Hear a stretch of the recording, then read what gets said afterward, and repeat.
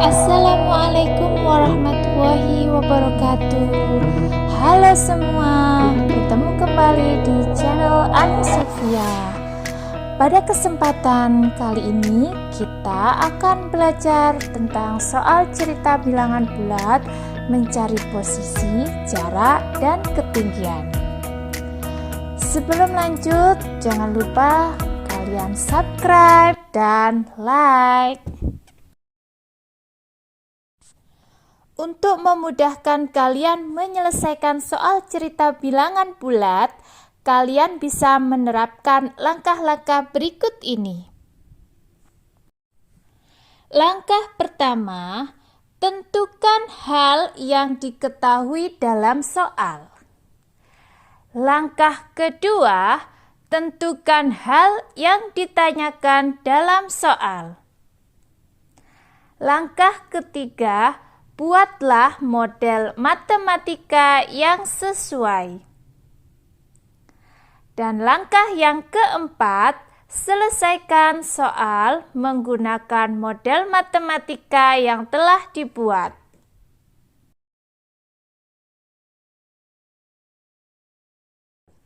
Sekarang, mari kita belajar menyelesaikan contoh soal berikut ini.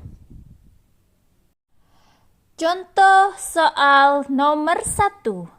Seorang penyelam mula-mula berada 5 meter di bawah permukaan laut. Lalu ia menyelam lagi sejauh 15 meter. Di manakah posisi penyelam sekarang? Berdasarkan soal, diketahui posisi awal penyelam 5 meter di bawah permukaan laut. Sedangkan jarak menyelam sejauh 15 meter. Dari sini kita bisa membuat model matematika yang sesuai dengan menggunakan garis bilangan. Di sini anak-anak, kita buat garis bilangannya dalam bentuk vertikal, di mana bilangan 0 sebagai permukaan air laut atau batas antara posisi bawah laut dan atas laut. Posisi awal penyelam adalah negatif 5 karena berada di bawah permukaan laut, jadi posisi penyelam pada garis bilangan adalah negatif 5. Jarak menyelam kita buat dalam bentuk garis putus-putus sejauh 15 meter ke bawah. Selanjutnya, untuk mencari posisi akhir penyelam bisa diselesaikan dengan cara posisi awal ditambah jarak menyelam. Dari sini posisi awal kita tuliskan negatif 5 ditambah jarak menyelam karena ke bawah jadi negatif 15. Hasil akhirnya diperoleh negatif 20. Karena hasil akhirnya negatif, jadi posisi akhir penyelam adalah berada di kedalaman 20 meter di bawah permukaan laut. Contoh nomor 2. Tiara bekerja di sebuah kantor yang memiliki 9 lantai di atas tanah. Tiara ada di lift lantai 5. Ia turun 4 lantai untuk mengantar barang. Kemudian ia harus naik lagi 7 lantai untuk memberikan laporan. Di lantai berapakah ia memberikan laporan? Kita buat garis bilangan vertikal sebagai model matematikanya. Kita tentukan posisi awal Tiara, yaitu pada angka 5. Kemudian karena ia turun lantai, maka kita buat garis ke bawah. Selanjutnya Ia naik lagi 7 lantai, kita buat garis ke atas. Penyelesaian untuk mencari posisi akhir tiara adalah posisi awal dikurangi jarak turun ditambah jarak naik. Jadi kita tuliskan untuk posisi awalnya 5, dikurangi jarak turunnya 4. Kemudian ditambah jarak naiknya 7. Diperoleh hasilnya adalah 8. Jadi, kesimpulan akhirnya posisi tiara ada di lantai 8 saat memberikan laporan.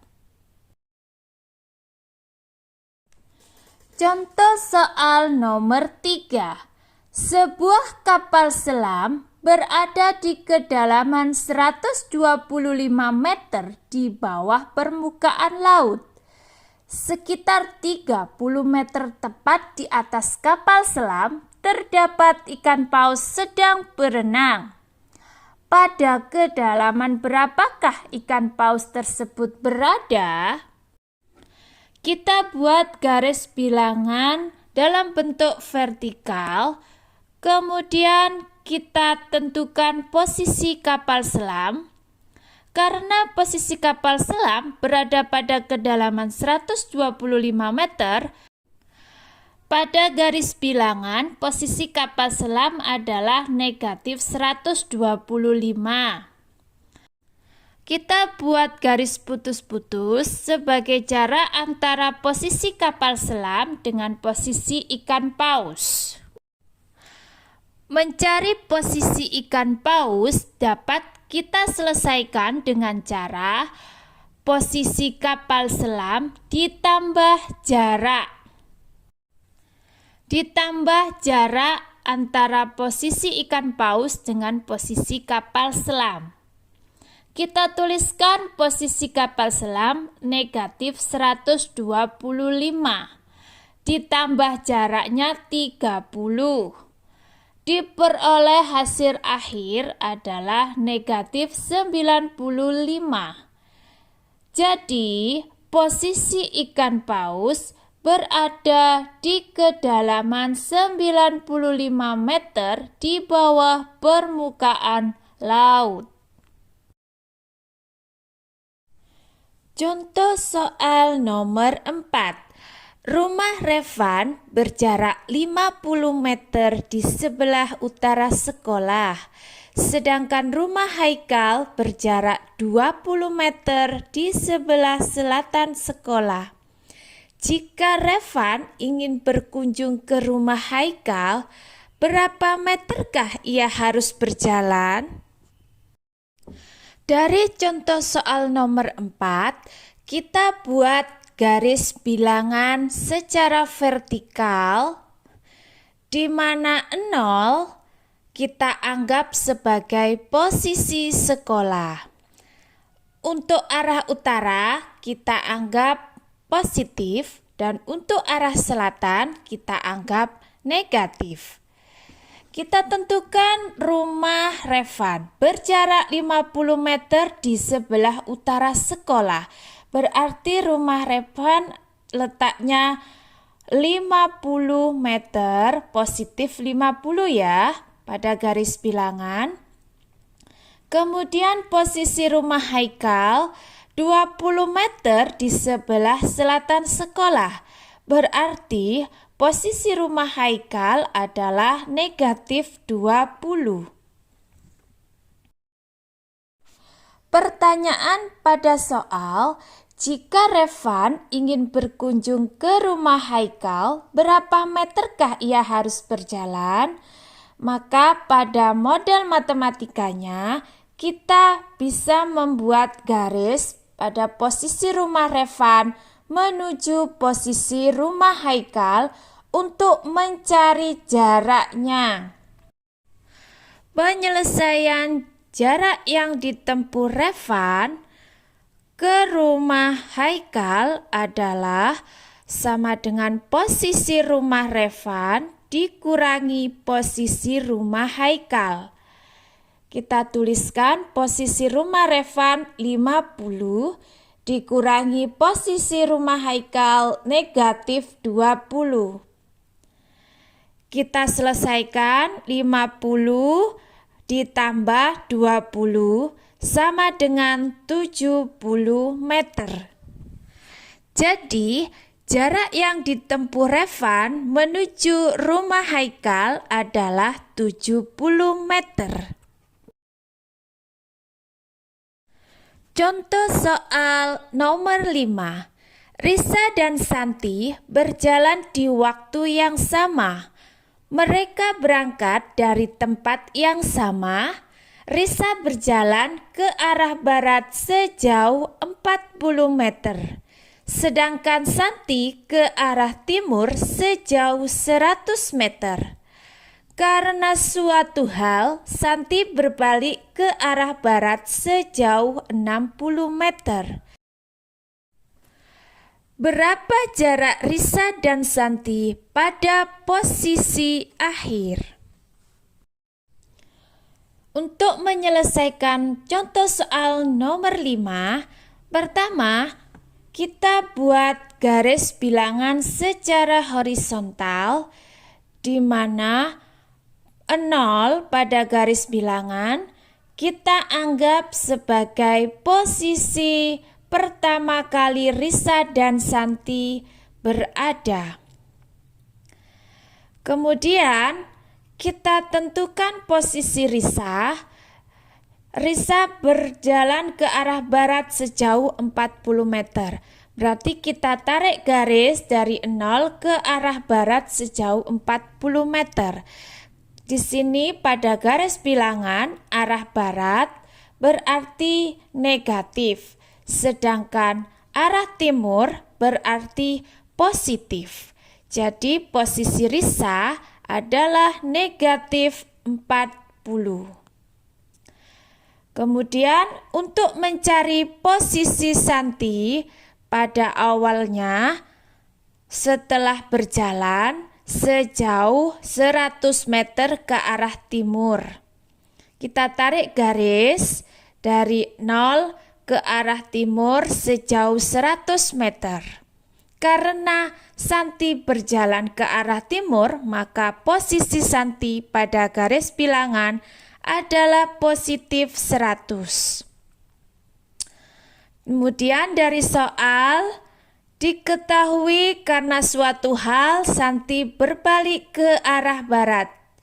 Kita tarik garis ke arah barat sejauh 60 meter dari posisi Santi awal berjalan. Kemudian dari pertanyaan soal, berapakah jarak Risa dan Santi pada posisi akhir? Kita tentukan dengan membuat garis putus-putus untuk membantu penyelesaiannya nanti. Untuk mengetahui jarak Santi akhir dan Risa adalah pertama, kita harus tentukan posisi akhir Santi terlebih dahulu.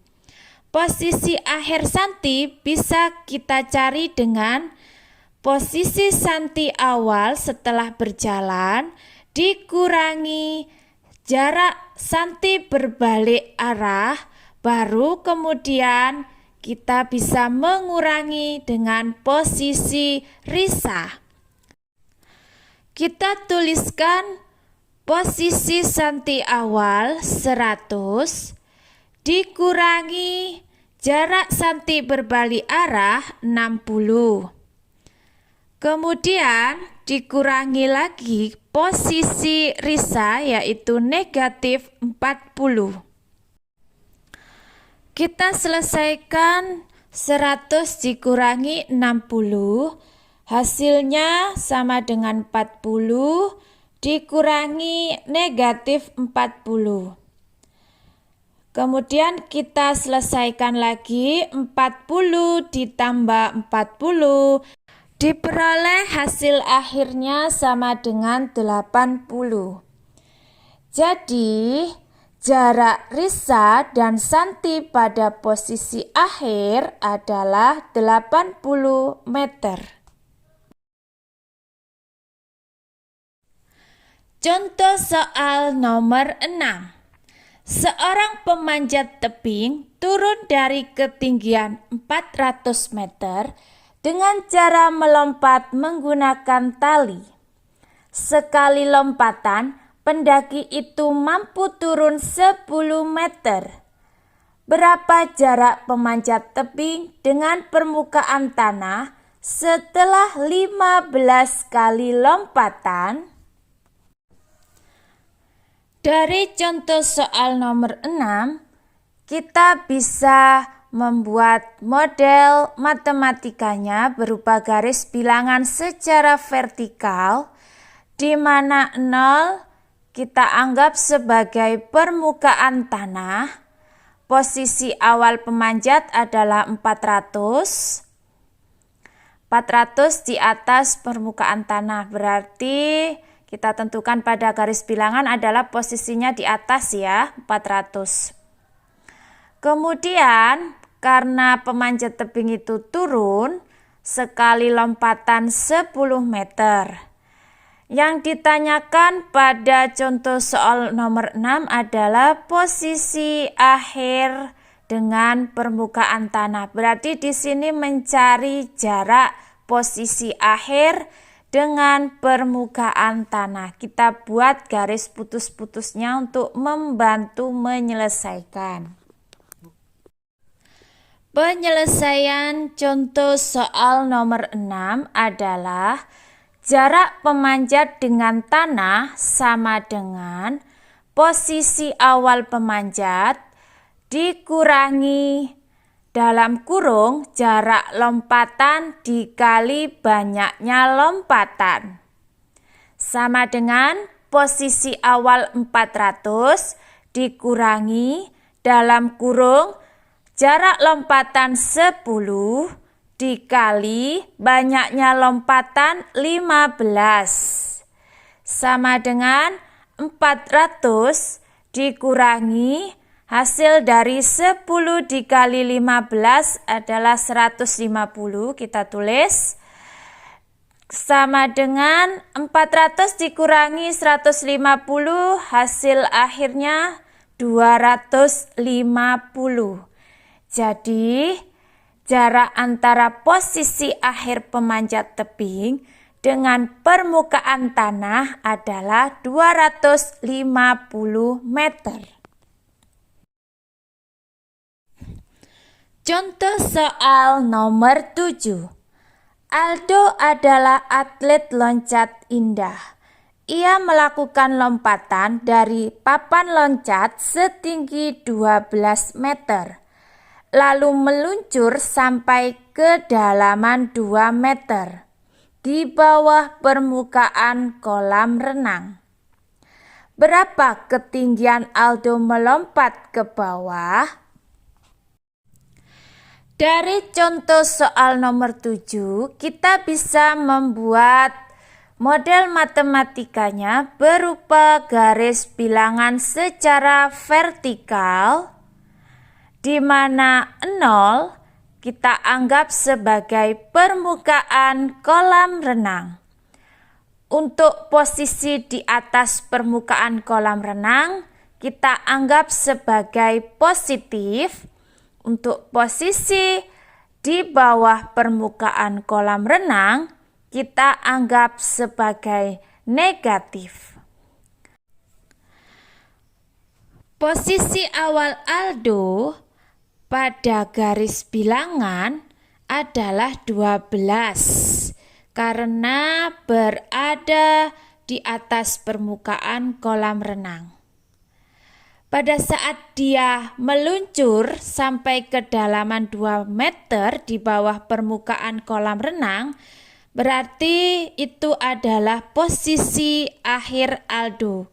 Karena berada di bawah permukaan kolam renang, maka pada garis bilangan posisi akhir Aldo adalah negatif 2. Dari sini Untuk mencari ketinggian antara posisi awal Aldo dengan posisi akhir, kita buat garis putus-putus.